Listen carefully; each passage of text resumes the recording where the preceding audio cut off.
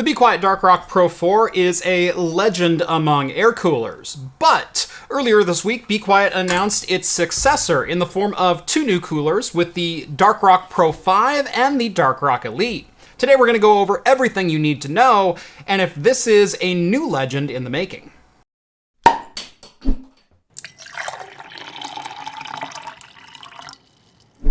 Today's video is sponsored by Be Quiet. Welcome back to Craft Computing, everyone. As always, I'm Jeff. Has the legend been reborn? That's what we're going to find out today. Since its release in 2018, the Dark Rock Pro 4 has been one of my favorite CPU coolers to include in PC builds. In a time when RGB was being thrown into literally every product imaginable, the Pro 4 was actually a bit of a throwback. It combined industrial good looks with class-leading performance, which is why I've personally used it for multiple builds on this channel. That's why I am super pumped that Be Quiet asked me to tell you about their new flagship air coolers, introducing the Dark Rock Pro 5 and the Dark Rock Elite. Today I'm going to show you around the new coolers, go over the differences and improvements that were made, and we'll go over some performance data compared to the previous generation Dark Rock Pro 4. Today's video is sponsored by Be Quiet. Now, obviously, I was sent both the Dark Rock Pro 5 and the Dark Rock Elite for this video, and Be Quiet did send some beer money along with them. While they did want me to go over some of the features of their new coolers, the testing is still entirely up to me, and my opinions are still 100% my own. With that out of the way, let's get into it. Like I mentioned, I've used the Dark Rock Pro 4 in multiple builds over the years, specifically in systems where I was going for a more professional look. You know, nothing says CAD workstation like unicorn vomit, am I right? I've always loved the way the Pro 4 looks, and have had no complaints at all about how it performs. But let's be honest, the Pro 4 was one of the most difficult to install air coolers in recent history. To get this premium look, the Pro 4 has an aluminum faceplate covering the top. Unfortunately, that cover also makes it nearly impossible to install it onto the CPU socket. Pro tip, if you're an engineer and you're making consumer products, and the only solution you can come up with to install your product is to include a custom tool, it's probably a bad design. The Be Quiet screwdriver can't even be taken on a plane because it's too long. The holes in the top of the heatsink are also too narrow to fit both the screwdriver and the screws required to install the heatsink.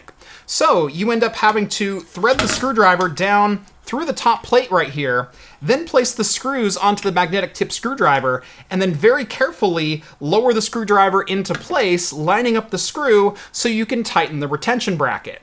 It's not a good design at all. And God forbid you ever needed to install this cooler inside of a case rather than having the motherboard out on the table. This design is basically impossible inside of a system.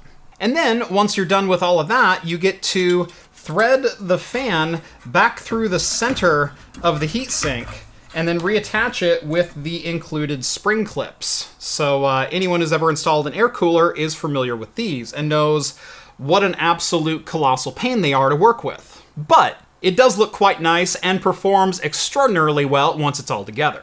Luckily, Be Quiet has probably heard that exact complaint a million different times, and they've responded with the all-new Dark Rock Pro 5 and the Dark Rock Elite. You still get the long screwdriver in the box, but it's no longer necessarily required for installation, but it does help things. But the installation process is night and day, if night included hurricane-force winds and flooding, and the next day was 80 degrees and sunny. Both the Pro 5 and the Elite coolers share the exact same heatsink design. We've got a 5mm copper cold plate on the bottom connected directly to 7 6mm heat pipes. Those weave their way through the two 115mm stacks worth of aluminum fins, sandwiching a 130mm fan in the middle.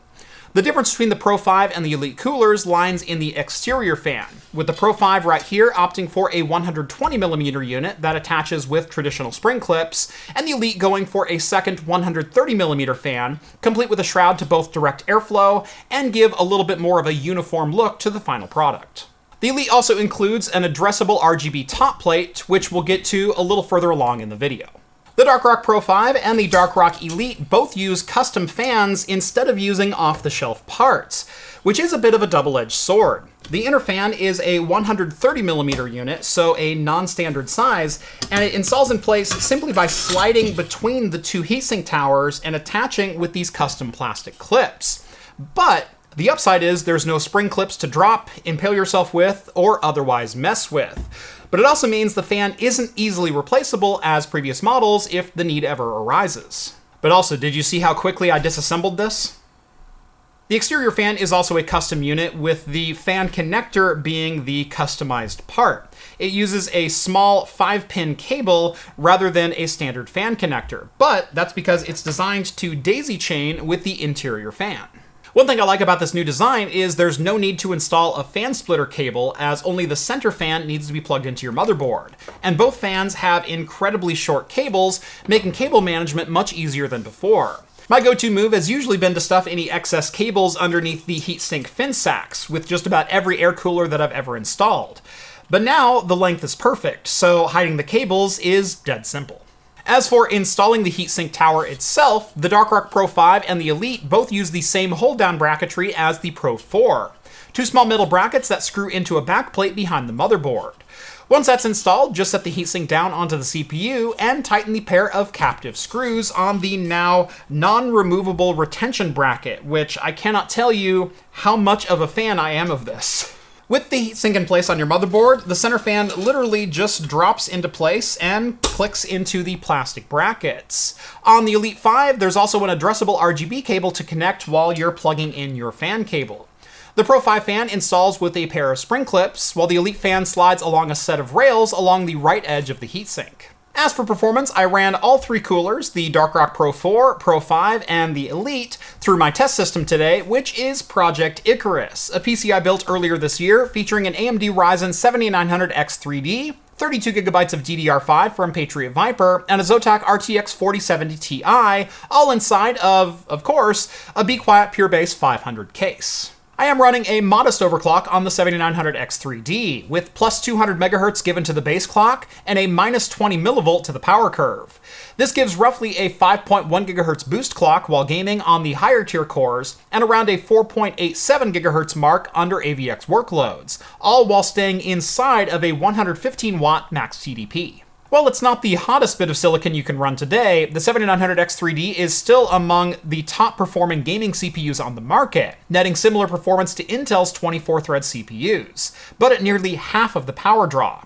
Still, I'm expecting to see a difference in cooling performance. The Darkrock Pro 4 boasted a cooling capacity of 250 watts, while the new Pro 5 and Elite coolers state 270 watt and 280 watt TDPs respectively.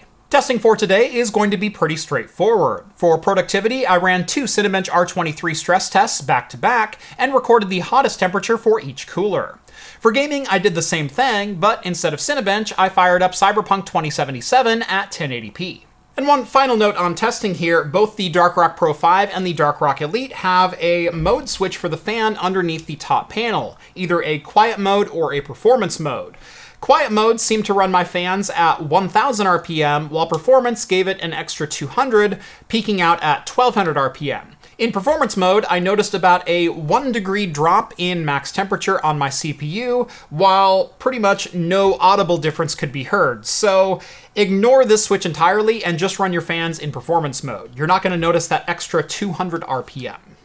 And with that, let's go ahead and fire up Cinebench. In Cinebench, we see the Darkrock Pro 4 hit a max of 72.3 degrees Celsius on its hottest core, with the T-Die thermal reading sitting at 72.9 degrees Celsius. The new Darkrock Pro 5 managed a max core temp of just 68.6 degrees Celsius, or a delta of nearly 4 degrees. T-Die readings were very similar, with a 68.6 degrees Celsius max temperature. And finally, the Darkrock Elite managed to edge out the Pro 5 with a max temp of just 67.8 degrees Celsius and 68.4 degrees Celsius for its max core and T-Die readouts respectively.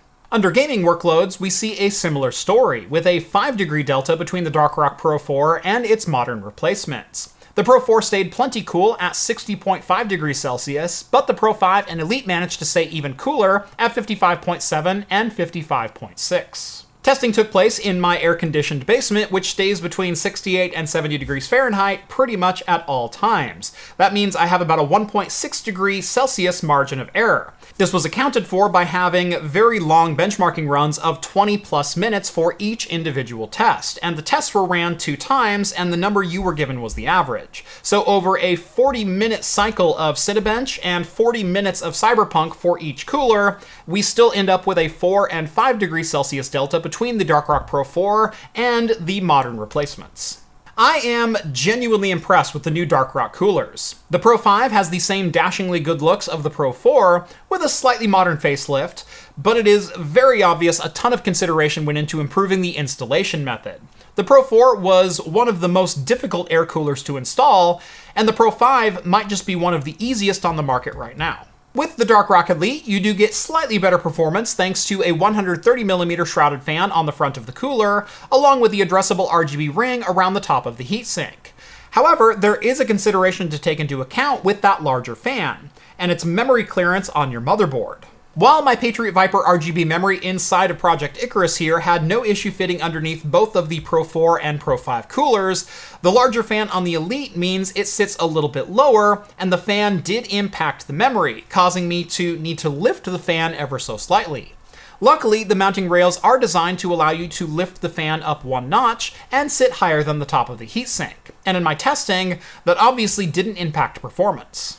Like I mentioned above, the Elite also does have an addressable RGB ring on top of the cooler, and it's a great subtle bit of lighting that can help tie the cooler into the rest of your system. The shroud on the Elite does completely cover the memory DIMMs on my motherboard, so it might be worth considering just ditching RGB sticks altogether anyway if you plan on running the Darkrock Elite cooler. Both the Darkrock Pro 5 and the Darkrock Elite are available today, with the Darkrock Pro 5 priced at $99 and the Darkrock Elite sitting slightly higher at $115. If you're interested in picking up either of these coolers, I will have links for them down in the video description, as well as links to where to find all the parts from Project Icarus here.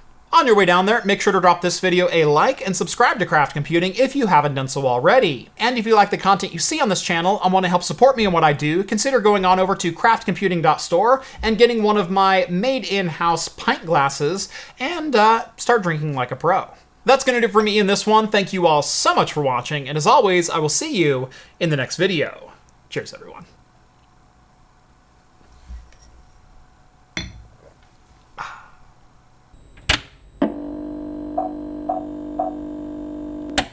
Beer for today was generously given to me at LTX 2023 by Truffman. You might know him from Overclocking TV or the guy behind the open bench table, the open test bench that I've used previously on the channel. This is from Le Son Tavern up in Montreal, Quebec.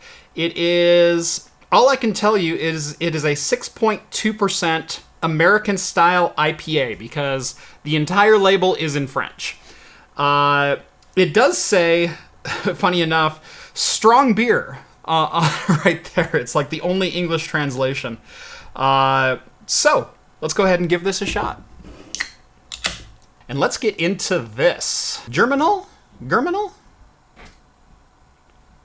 I don't know. I don't know how to pronounce that. I do know, ooh, it has Citra and Mosaic hops. Excellent. I can read that much French.